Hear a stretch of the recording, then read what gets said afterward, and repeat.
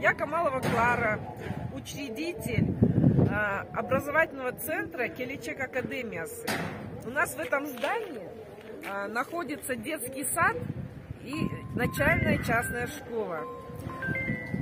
Вчера у нас случилось ЧП, и я вам хочу сказать, что наши ребята из милиции, из пожарной охраны работают, я вот убедилась.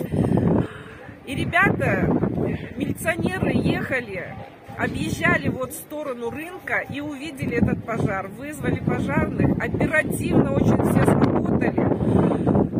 Мы когда приехали, тут уже работа шла вовсю, и нам очень повезло. А то бы мы, конечно, бы пострадали. Обошлось с минимальными потерями, пожар был быстро потушен.